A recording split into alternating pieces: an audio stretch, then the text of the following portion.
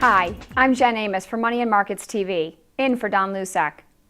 The stock market has been trending lower for the past 6 weeks, and for good reason.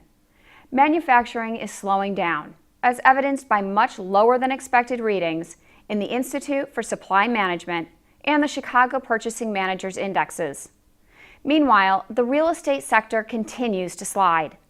The S&P Case-Shiller Index of home prices just hit its lowest level in history, and the labor market is slumping as well, with the U.S. economy creating just 54,000 new jobs in May.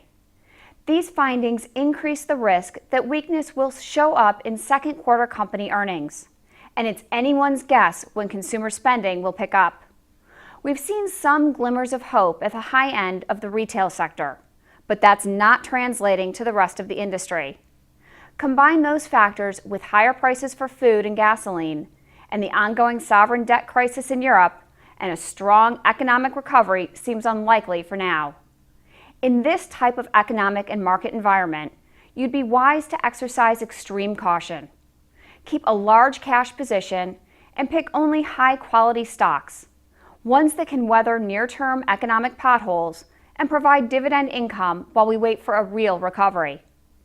But what if you're already defensive and want to actually profit during these periods of market turmoil? Our suggestion is to aggressively play the downside by hedging your long positions.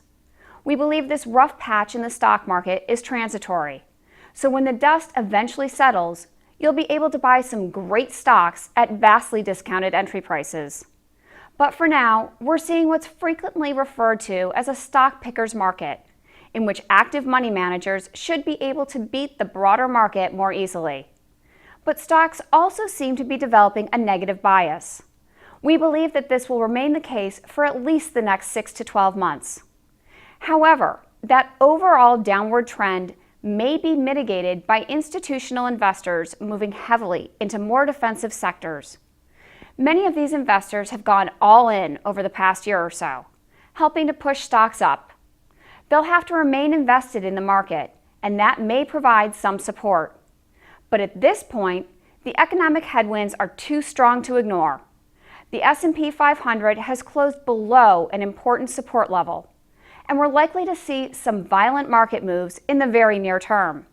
So for now, it's a good idea to wait for a trend to develop and not have too much inverse exposure. In the meantime, use the current chaos to look for ways to get more aggressively positioned for the future. I'm Jen Amos, in for Don Lucek on Money and Markets TV. Thanks for watching.